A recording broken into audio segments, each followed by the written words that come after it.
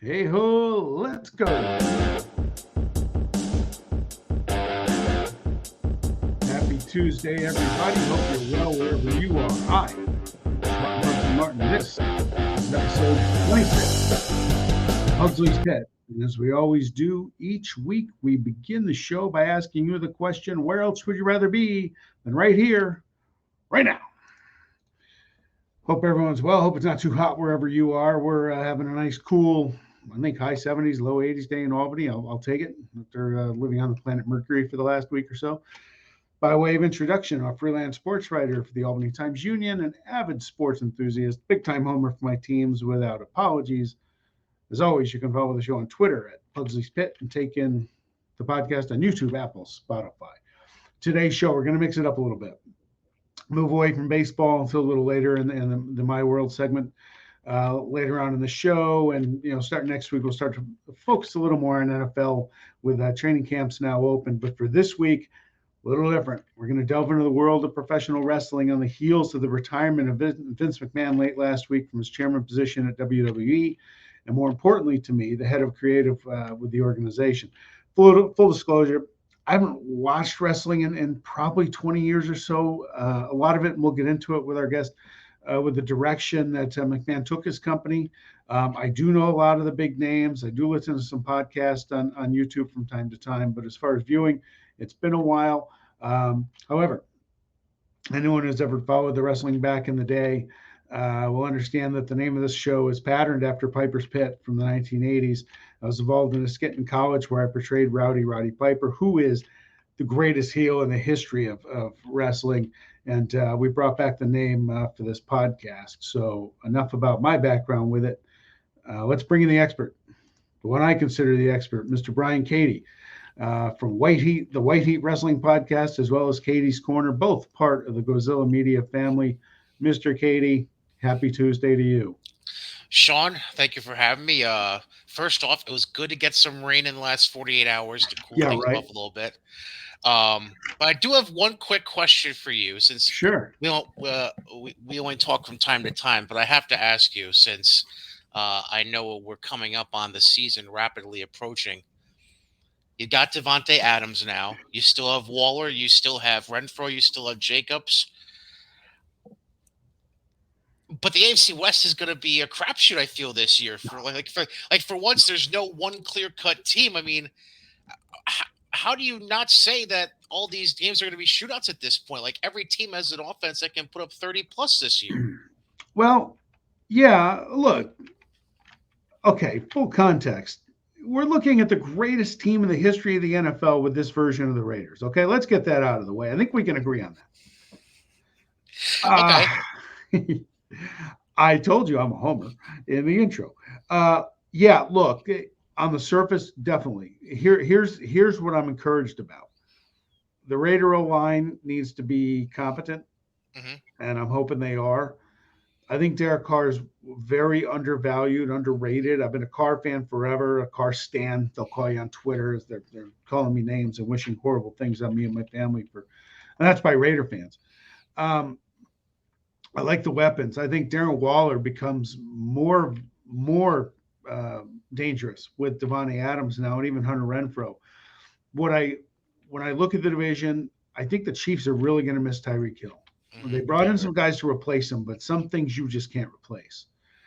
Denver, I'm not buying it because I know Russell Wilson's a 9-time Pro Bowler. He's had a great career, borderline Hall of Famer. Maybe he is a Hall of Famer. I think his best football is past him. Um, and the Chargers, Justin Herbert looks the part, but you know what? It's been 2 years. They don't win those big games to get there. They're the team to look out for, but until they pull one of these games out, they're still the Chargers, and their loyal fan base of 7 is going to have to suffer through it. and I'll So and I'll give you this. Number one, I agree with you, especially from a fantasy football standpoint. I agree with you on Derek Carr. Very undervalued, very underappreciated. Secondly, w- think of it this way: when it came to the passing game, almost all the attention went to Darren Waller. Now you're bringing in Devontae Adams, yeah, who has, if not at if not as much of a reputation, I'd say an even better reputation than Darren Waller. So now the question becomes, if you double someone, who do you double? What do you And then, do? oh, by the way, you have Renfro underneath. So it's like it's choose which way you want to die. Short passes to Renfro, deep bombs to Devontae, over the middle with Waller. It's going to be a very intriguing season for the Raiders. I'll definitely give you that. Let's just hope that's it. And for the next 5 or 6 weeks, just I don't want to see any of my players trending. I don't want to see any injury reports. I hate it when my teams any players trend excuse me, trend on Twitter in the off season because it's usually not good news. So Right. yeah, but I'm looking forward to the season and we'll see. But it's going to be interesting. I think Adams and Carr, their background at Fresno State and their friendship, which I never really knew about until all this came about, that they've stayed in touch and all that stuff. Mm-hmm. And early reports, it's drills, passing drills in camp, but people following the team say that they look like they are on the same page every step of the way, and they should be. They've been tight friends for a long, long time. So I'm really looking forward to this season. We'll see about Josh McDaniels. He wasn't the guy I wanted, but he's the guy I got, so I got to support him. Hey, gotta start somewhere, and Josh is an offensive mind, so Yeah, that could, if anything, that could help bolster them a little bit. But we'll wait and see.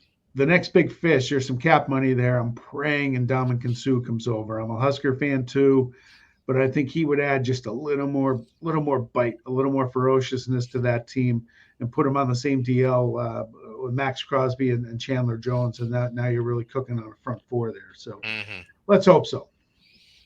But hey, look, Vince McMahon. All right, tell everybody about the people who aren't familiar with you, your background in wrestling and the industry itself. So, as far as being a fan is concerned, I, generally speaking, have been a fan of it since I was like 5 or 6 years old. I remember my fandom started when, because a lot of my sports stuff came from my grandfather, because he was like the main everyday father figure, so to speak, in my life. So that's where my love for the Yankees and the Giants came from. He introduced me to like the Albany Colony Yankees, the Diamond Dogs, Siena basketball. Like he was big for me in that. And the other thing that he was big on was he loved pro wrestling. So I remember like when I was 5, 6 years old, he started introducing me to it, and we would anytime I had like vacations, we would go to like a Video World or a Blockbuster or a Hollywood Video on a Monday, grab a couple of VHSs from older shows and watch those, and just to kind of educate me on the sport. So yeah, I've pretty much been a fan for 30 years, give or take. There was a brief period of time, a couple years, where I didn't stay up to date as much as usual. Just because life. It happens. Yeah, but as far as aside from being a fan, I did get into doing some ring announcing and commentary and managing, starting back in 20, geez, 2013, 2014, somewhere in that range. Last couple years, obviously COVID, was a huge snag for everything. So I haven't worked any actual shows since 2019. But things are getting together, and more and more companies are starting to run again. But the two main ones that I work with, the one I do commentary for in Connecticut, they're working on things, and the company that I used to work with here in upstate New York, they are pretty close to getting a date and making it official and making it public knowledge, but we haven't had any. We're not quite there yet. I'd say we're about 85% of the way towards hammering down an official date so we can go public and announce that. So Vince McMahon, right, it came out a few weeks ago. He's got a little bit of trouble with some hush money being paid and everything. And if his company was still private, he probably wouldn't have a problem. But he's public now and got a board of directors. Looked like it was going to pass. What were your thoughts when he announced the retirement last Friday? Because you talk about big news to shock the wrestling world. I don't know what could be bigger than this, because he has created this entire, not just company, but he reshaped the industry throughout his adult life, and now he's gone. Well, I mean, for starters, you could see that as he was progressing through the 2010s that he was taking a lot more of a backseat as far as from an on-camera perspective. He was allowing his daughter Stephanie, his son-in-law Triple H, to really take on more of the forefront roles as far as being any kind of on-screen power figures, so to speak. Um, Okay. so you can see with him taking a lot more of a backseat, let them take the on-camera actions. That was like the first step in the direction of him ultimately letting go. Um, and then just over the last few years, obviously people were saying that Vince was losing touch, this, that, and the other thing. But I mean, in the end, the money being brought in, you can't go wrong. You can't discredit that. You can't discredit the fact that they're constantly evolving business partnerships. They were evolving into opening um, almost kind of like a new world territory front, because they were talking about opening up a developmental system in China and Japan and in India at one point before COVID hit. So as far as his retirement's concerned, like now with hindsight, I mean, there's been stories the last 4 days about, maybe it was a health issue. Now there's talk about the Wall Street Journal looking into him, or actually the federal government looking into him, according to the Oh, Wall Street Journal. Um, I mean, it's one of those things where, from a financial perspective, it might have been a snowball thing. I think that a lot of like the Me Too movement stuff the last few years certainly um, was influential on a lot of that stuff. Eventually coming out like it has recently. Um, so I think it's a little bit of a mix of, I think it's honestly part resignation, part retirement, in my opinion. yeah. Maybe it's just a good time to get out. Maybe it's just not worth it. He. There is no greater influence in the world of pro wrestling ever, right?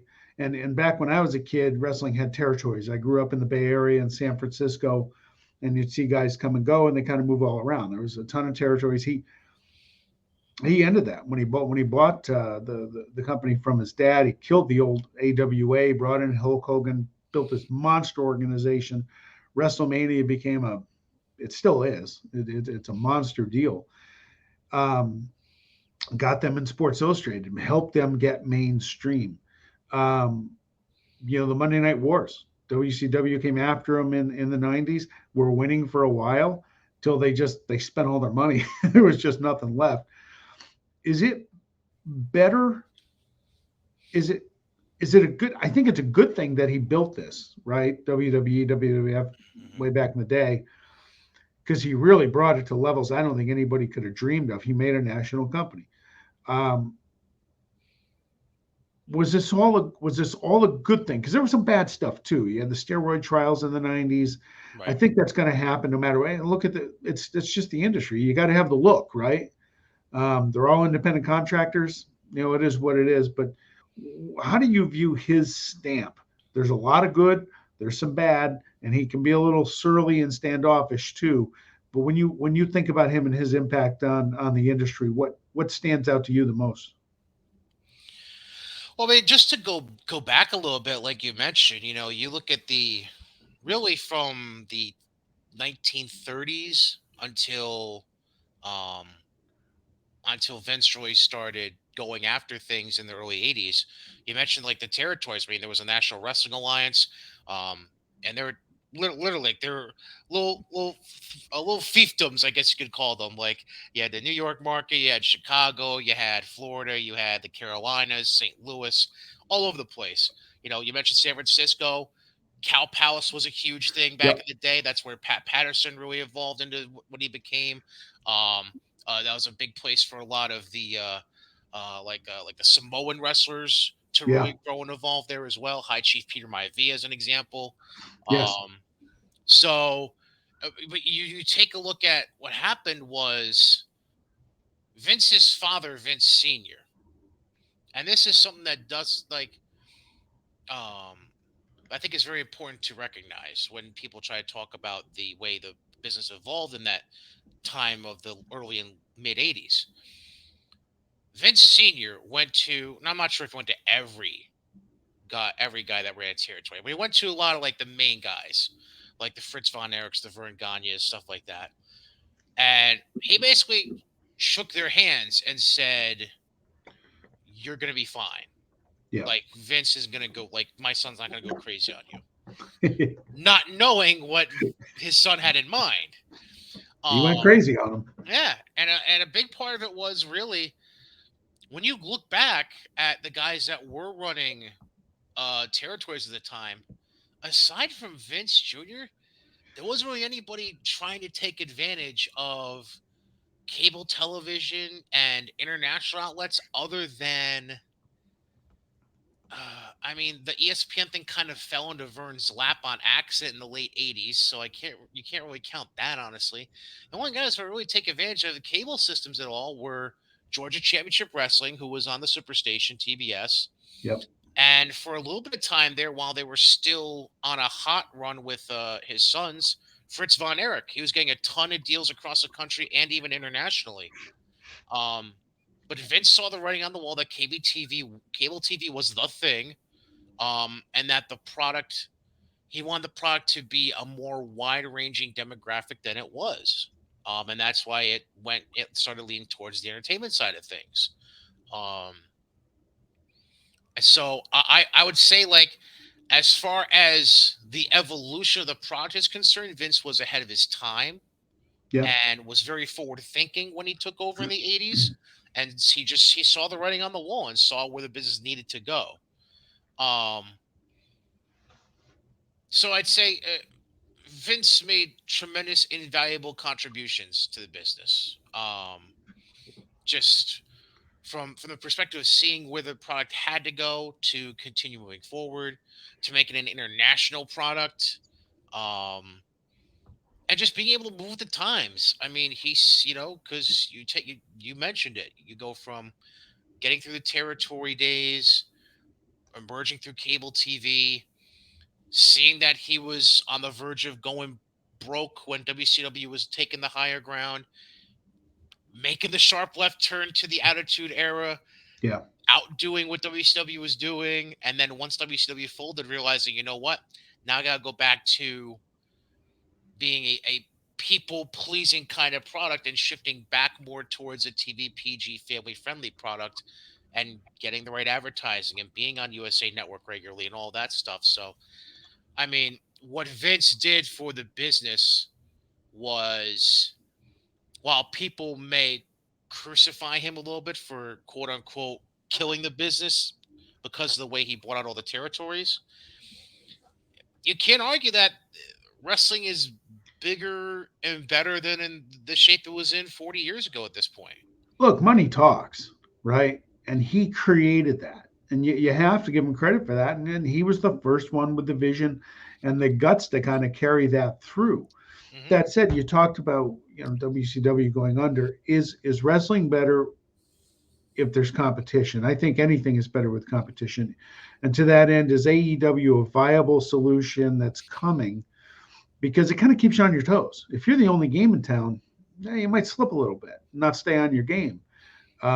Is AEW something that can step up and force WWE to really put out a solid product 2 days a week plus their pay-per-views?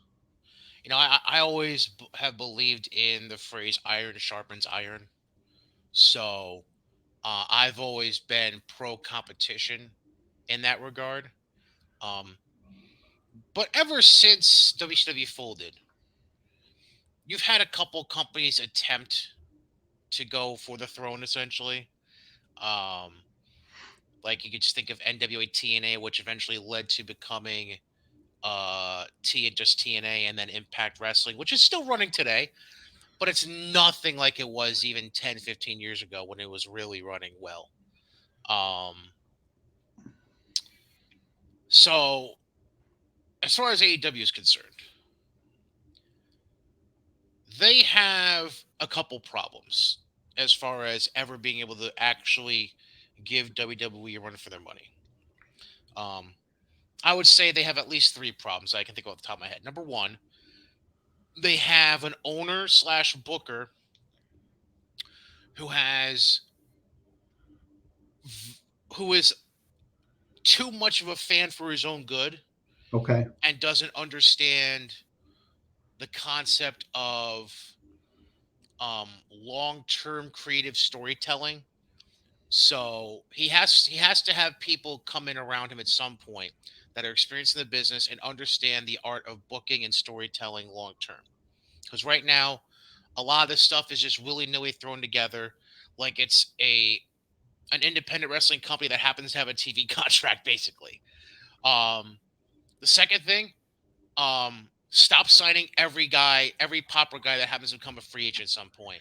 Okay. Like they have to stop signing. The, like, oh, you happen to work at NXT, or oh, you happen to be in WWE. Like, it seems like no matter who it is, how little the resume is, he's just signed them because they happen to have ex WWE or ex NXT attached to their resume. Um, so I think there has to be a lot more Yeah. talent contract discipline, I guess would be the best way to phrase Okay. it, really. Um, and then the third thing is the product is just so choppy in the way they format the commercial breaks that they're taking and all the picture in picture stuff they try to do. So they need somebody that has more of a mind for the television presentation, that has a better understanding of clocking and timing out a show. So um I AEW has obviously made a great start. They've made a good burst on the scene, but They they have have a a long national TV contract too, right, right, and they, which is big. and they got, they. I'll give this. Tony Khan is very spirited and very passionate about what he's doing. So it's not like they just have a guy in there who's just looking for money. This is a guy who actually is looking to make it work. So, um, it's a good start, but all these people who were trying to say that they're already competing with WWE and just trying to argue with everything and anything just for the sake of arguing, like just stop. Like Yeah. it's night and day still, the difference, and it's going to be that for a while until AEW fixes the clear issues that they still have within the structuring of the company. Yeah. Hey, back to Vince McMahon. He widely credited that the Mr. McMahon character was one of the greatest ever. The Mr. McMahon versus Stone Cold Steve Austin Yep. took it to a whole new level, which was fantastic.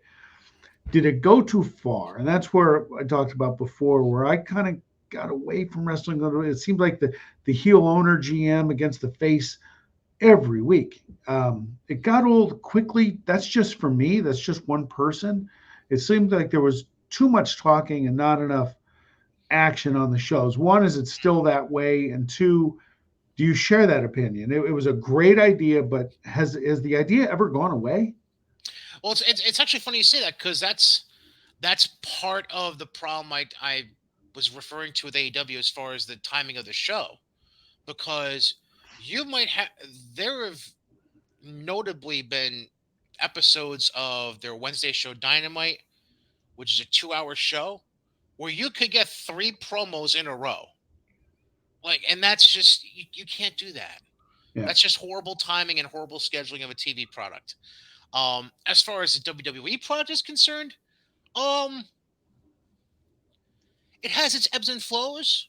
Um, there's there's certain episodes that are a little more on the talk heavy side, but it's never a case where there's so much talk that it cuts into the entertainment value that the in-ring product is providing. Okay. Um, yeah, like the ratio is a lot more balanced these days than it was before. And if there is any talking, like it's a lot more quick hitting. There's no this guy giving a 10-minute promo, then this guy gives a 15-minute promo. Like it's not like that anymore. Okay. They've clocked out things a lot better now, where if you have any long promos, you get one, maybe two, just because there's a 3 hour slot instead of 2 hours for Raw these days. Um, and then anything else is usually quick hitting, like 90 seconds tops. Um, and just a lot more focus on the in-ring product than I'd say there was before. A lot less antics, like putting cement into a sports car or spray painting the Titan Towers with the DX logo and stuff like Okay. that. A lot less that hokey kind of stuff like you saw in like the early to mid 2000s, which made the product for me a little kind of. What about the emergence of the women's division? That to me has got to be one of the biggest credits I think you have to give. You talk about the negative stuff, but if you're going to talk about the positive, they have expanded the women's division. They headlined WrestleMania not too long ago. Talk about that and just the quality of the athleticism that they're coming out with. Well, yeah, I mean, you take a look at the general evolution. I mean, even through the territory days and even the early days when Vince Jr. had taken over. Um, and you go through like the entire 80s and even the early 90s, you were hard pressed to find any kind of lengthy, entertaining women's matches, and that really lasted all the way through. I'd say the early 2000s when they Yeah. had like a brief period of talented women on board where they could afford to book longer matches, which was like the time of Trish Stratus, Lita, Victoria, and Mickey James. But then they went back. Then they went to women just being eye candy again, and for a long time there. But then these last 6 years, there's been and I don't really like using the phrase because it's been so overused over the last 6 years, but there really has been like a woman's evolution because you're not just seeing women come in that have been through the independent scene and have worked their butts off, but also seeing girls like Ric Flair's daughter Charlotte.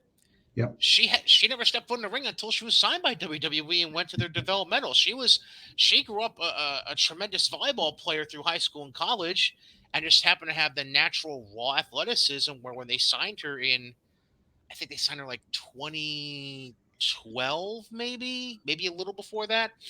She just was like a fish to water. It was just a natural fit for her.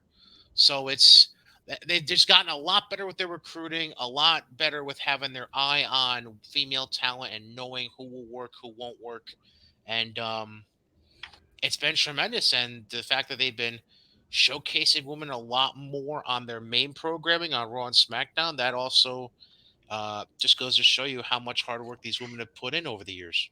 Yeah. And I want to get your thoughts on a few of the superstars from this is going to be going back a long, long time. Yeah.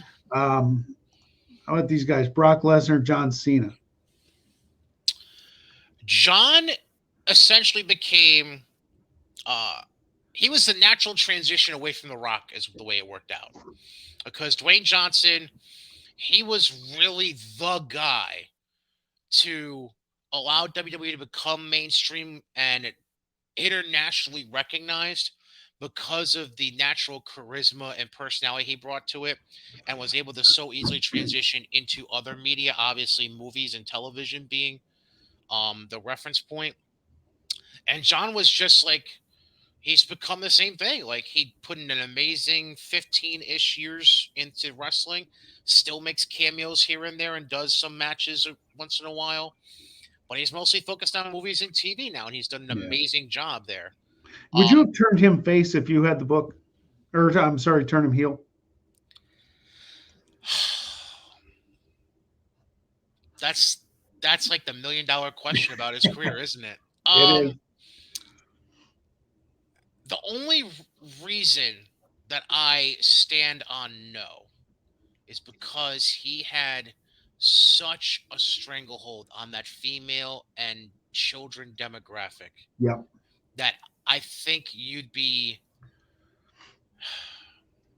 hard pressed to make up that kind of income if he went heel and you saw a precipitous drop in those merch sales. Yeah. That's the only thing that holds me back from really being truly 50-50 on it. So I would have to say no. I wouldn't change that. I would keep him the way he went. Last show I went to was 2007. I took my nephew. He was probably 15. I took him to the New Year's Day Elimination Chamber pay-per-view down in Albany when I was at that show as well. Were you? When Ed came out and won his first world title and beat Cena, there was some upset kid. Maybe that's why they never turned him heel. There was a lot of upset kids in the crowd that night. So that that tells you what you're doing is working, though, right? Yeah. And then as far as Brock is concerned, I mean, you want to talk about a generational freak athlete who, I mean, he's just a brute. He's like a Viking. He's impermeable. It's insane. Like Yeah, he is a he's monster. he's just a big old country boy farmer who's 6'5", 275, and could he could eat nails for breakfast and just kick ass anytime he wants. Like he because like think of it this way, you're probably never gonna find another guy. Now, granted, now watch, like 20, 30 years from now, there's going to be another guy like him, and I'm going to eat my words. But as of right now, you there's no other athlete you can say was the following: an NCAA heavyweight champion, a WWE heavyweight champion multiple times over, and had the gall to go from the quote unquote fake sport of pro wrestling into the octagon in UFC and become an MMA world heavyweight champion. Like that's unheard of. That's obscene Yeah. to even think of that resume being put together. So he's a 1 in a million generational kind of guy, and I don't know if we're ever going to see somebody like him ever again at this point. A pure wrestling ability, is he one of the best? I mean, to me, look, Gozilla Media issued me a 4-hour homework assignment, just like Kyler Murray, for this. And I try to think of who are the best pure wrestlers I ever had and I've ever seen. Brock's in there, Kurt Angle, Bret Hart, Bob Backlund before your time. Is there anybody else that stands out to you? Um, I mean, I think we'd be remiss if we don't put Ric Flair and Shawn Michaels into the category as Okay. well. Um, Man, I'll tell you this, and this is just because I know his career so well from when he started in Texas in the early 80s and the way he evolved in his tremendously stupid long career with WWE. I mean, he may not have put on any 45 to 60-minute marathon matches like a Flair or a Michaels or a Hart or an Angle and Lesnar for as well. But I think we'd be remiss if nobody brought up for somebody 6'10" to do what the Undertaker did for 30 years. Sure. Well, even more than that, almost 40 really when you factor in his time before WWE, and just able to change much like Vince, change with the times with the way that that Undertaker character evolved.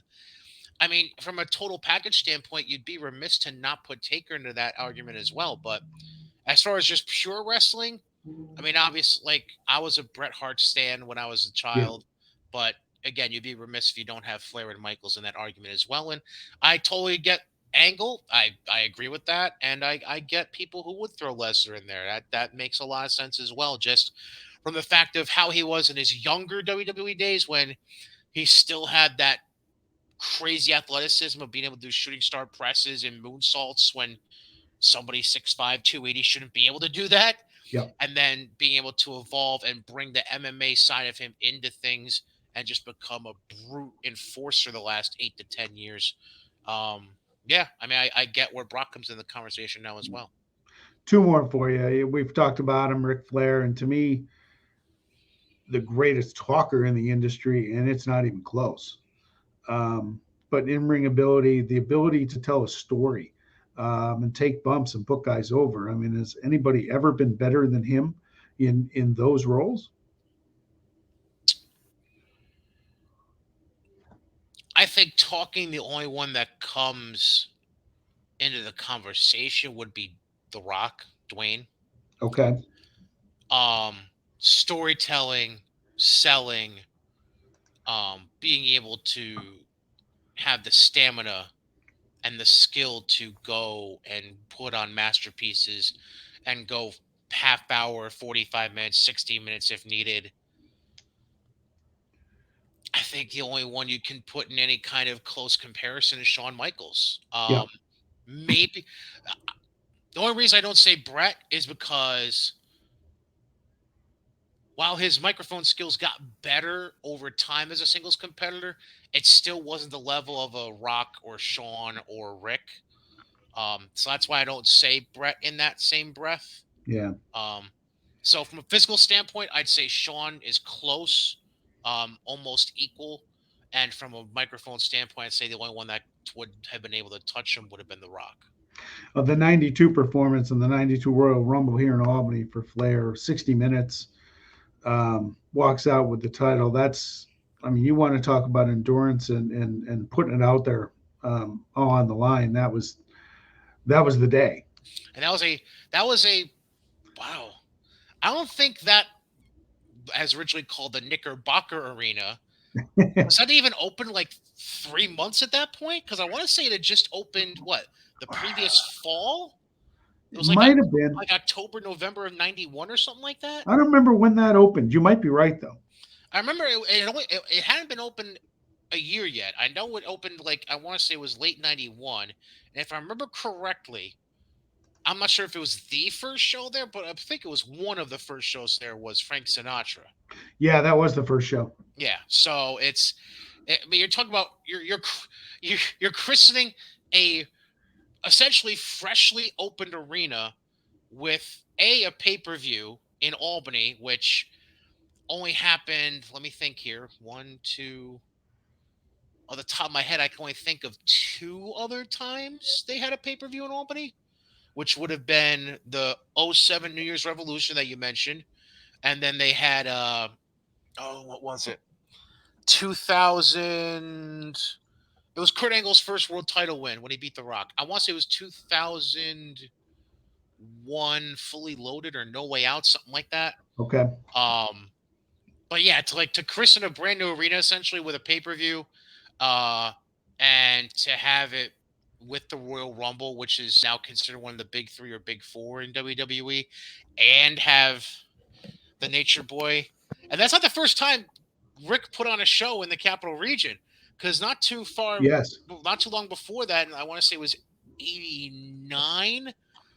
Rick put on a show with Terry Funk and I Quit match for an NWA Clash of the Champions at At the RPI. RPI Fieldhouse. Yeah. You're right. So that wasn't the first time Rick put on a show for everyone to see in the Capital Region. So that was that's a cool moment for Capital Region fans to know they saw one of his most popular Clash of the Champions matches with Funk in the I Quit match, and then also be arguably his biggest WWE, like at least from the first phase of his WWE runs, the biggest moment of Rick's first run in WWE with that Rumble win for the title.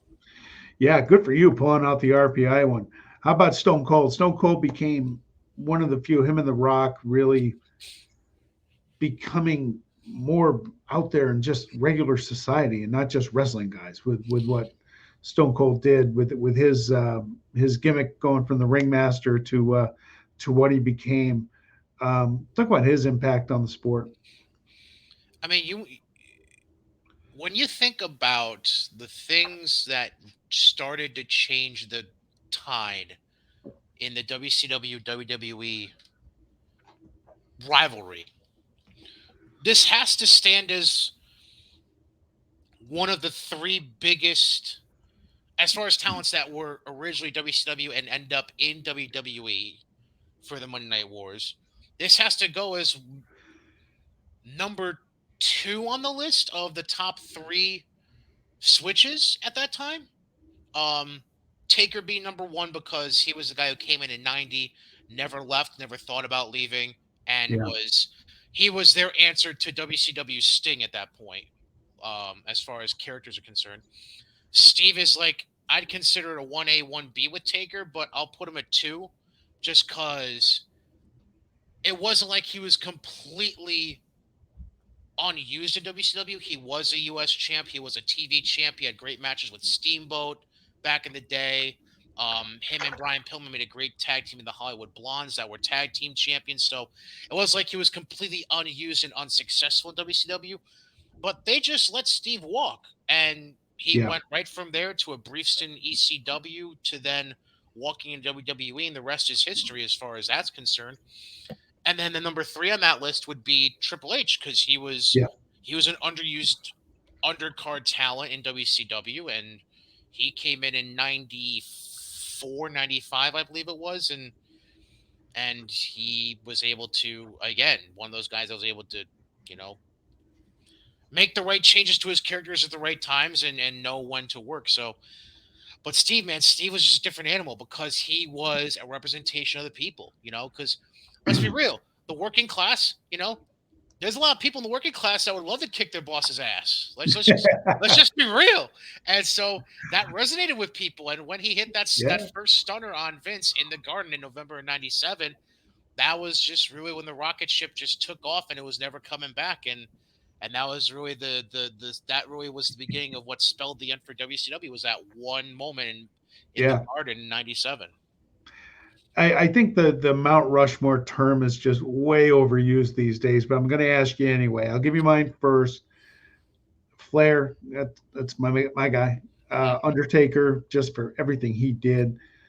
Stone Cold, and you know what? As much as his shtick got really old for me, to me, you got to put Hulk Hogan in there because he was the centerpiece around the Right. explosion. It's hard to pick just four, but if you had to pick just four, who would you pick? Well, I mean, as far as the territory perspective and the way it ended, I'd have to say you're hard to create a Mount Rushmore without Flair and Hogan, honestly. Uh, Just from a business perspective, it's hard to leave them out. So Flair and Hogan, I think, are naturally in there. Um, I would put Taker in there. Man, that fourth spot's the hardest one though, because there's a lot of different names you could roll with. and Um, that's forgetting all the names that are pre 1980 too. yeah, You I know what I mean, mean? because there's you know what? Okay. I'm going to create the timeline here. So you have the guy who transcended through the territories and bridged the gap into the Attitude Era and beyond, and Taker. The two guys who defined the end of the territories and the real rivalry between WCW and WWE for the longest time with Flair and Hogan. And I'm gonna go on a limb here. I'm gonna go back to the territory days. I'm gonna put Bruno Sammartino in there. Here's the name I was going to mention because he was the even though territory days, he was still to me the face of pro wrestling. That's when I was growing up in California, but you still knew who Bruno was. So Right, that's like a I mean, great choice. it's just it's one of those things where like there's a lot of different directions you go with it. You can go territories. I'm sure some people in the Midwest would want to put Vern Gagne in there. People from the South would probably want to put Prince Von Erich in there, or like an Eddie Graham or a Dusty Rhodes or a Briscoes or something like that in there. But you'd be hard pressed to find a talent that had such an emotional stranglehold on a crowd every single time he got into a ring like Bruno did. Yeah. Like that's hard to beat from that time and that era of the '70s. It's very hard to beat. Like, and even when they tried to fill in for him with Pedro Morales, like it kind of fell flat. And then Backlund was a great technician, but he didn't pull a crowd in like a San Martino did. He So couldn't talk for anything. yeah, and just even just from an emotional standpoint, not even just from a like Bob was he was just a clean cut amateur wrestling savant from Minnesota, but just like he didn't there was no ethnic group that he was really pulling in. Bruno was able to pull in that Italian crowd, and then it just kind of snowballed from there because everybody just started to relate to Bruno from being that blue collar businessman work ethic. And yeah, I mean, I think Bruno has to be that number four for me. Yeah. Who who are some young stars that are catching your attention these days? Let's say I were to tune in. Let's say I tune in next Monday night or this Friday night. Who would I want to see if they can capture my attention? I mean, you'd be hard pressed to not say Austin Theory, who is right now the Money in the Bank briefcase holder. He's technically on Raw, but because of the fact he has the briefcase, he's been kind of floating around between both shows right now. especially as they get towards SummerSlam this coming weekend in Nashville. So Austin Theory is definitely one that stands out. Um, just trying to think of young talents.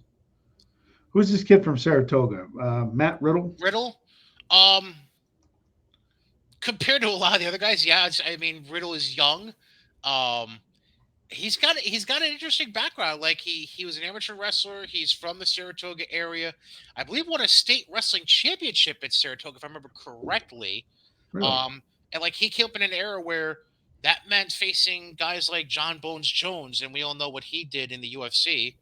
Um, and that's originally the route Riddle that Matt went. He went in the UFC in the MMA and a brief stint in the UFC, and then just found a home with pro wrestling. And he's got such a great mix of ground technique with a little bit of MMA mixed into um, just overall agility, able to work off the top rope, great submission game.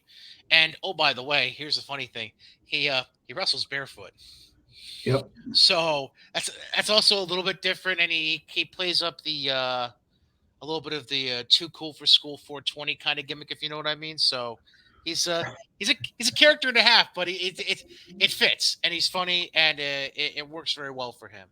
Gotcha. I'd say Seth Rollins is another one. He's a tenured guy in WWE, but he's still young for talent. So I'd say Seth is definitely another one of those guys as well. Fridays, that's a good one. Fridays. Um, I still love. I mean, he used to be called Walter, but now he's called Gunter. He's the current Intercontinental Champion. I've always loved his abilities. And then I'll throw in. I wouldn't say he's young, but he's just a tremendous talent who worked in New Japan for the longest time before coming over. Shinsuke Nakamura. He's tremendous talent as well. So I'd say that's the main base I'd go with there. Okay. Hey, before we let you go, why don't you throw out a plug for your two podcasts, and people want to catch up with you. Yeah, White Heat. It's a wrestling podcast I do with my good friend JJ Alexander. We 90% of the time we get it out on Mondays. Occasionally life gets in the way and it comes out Tuesdays, but usually you catch it any Monday or Tuesday coming out here on the Gozilla Media Network. And then, of course, Katie's Corner. Um, Usually it flexes between Wednesdays and Thursdays, but it's a baseball focused podcast. We've also been having guests from the Amsterdam Mohawks over the course of their summer baseball season. Um, might become more than just a baseball podcast. So we'll see what Yep. happens towards the end of the baseball season. But yeah, you can catch that typically every Thursday. Also here on the Godzilla Media Network. Civil Media Uh, Network. with YouTube, Spotify, Apple Podcasts, Google Play, all that good stuff. Awesome. Hey, buddy, it's been great getting caught up with you. I really appreciate you jumping on today. Hey, thank you for having me, Sean, and good luck this fantasy football season. Well, I'm looking to get a title around my waist, if you know what I mean. Yeah, I had a good run. I had a lot of Derrick Henry's injury killed me in our league last year, but I'm going back to adopting the draft philosophy of best rater available. Well, good luck with that, because there's a few that might work for you there. Yeah, we got Levac in there taking all my guys though, like he did last year. I gotta be a little more proactive, I think. Yeah, we'll all figure it out. We'll knock Jeff down a peg or two. We got this. All right, buddy, be good. All right, you too. See you there. Take care. Mr. Brian Cady. Enjoyed that conversation. All right, look, real quick in my world, Major League Baseball trade deadline next week. I hate to say it. Might be the one more week for us A's fans with Frankie Montas. Ramon Laureano's hitting the cover off the ball, so I expect him to get traded. And probably Sean Murphy, who's actually hitting, he's got his average up near 250 now and hitting with some power. But with Shea Langeliers down in Vegas tearing the cover off the ball, he's the future catcher. So it's going to be tough to see Murph go. But I think those are the three guys that if the A's are going to commit to this rebuild, I hate to say it, but they're probably all going to go. We're in the New York area. We've had a lot of Yankee fans on here. I'm kind of marveling over this discussion about do you trade 4 or 5 of your top prospects for Juan Soto? Hello, McFly. Yeah, you do. He's 23. Prospects are awesome, but you don't know what you have in prospects until they get up there and get in the batter's box or get on the pitcher's mound, because not all of them turn out to be what you think they're going to be. Juan Soto is everything you hope anybody could be, and he's only 23. I know he's only got 2 years left to control, so if you're going to bring him in, you better be prepared to pay him. But if you're the New York Yankees, you got to pay him. Juan Soto is a transformational talent. He's unbelievable. And if you can get him, you get him. It might cost him Aaron Judge, but you go get him. So, and thanks again, folks. I really, really enjoyed the podcast. Episode 26. That means we're 6 months into this project and greatly enjoying it. So appreciate your time. As always, the shameless plug of the week. My book I wrote to my boys 2 years ago, Dear Liam and Noah, Letters from Daddy, can be found on Amazon. So have a wonderful week, everybody. Thanks again for joining us. We really appreciate your time. And be good. Talk to you all soon.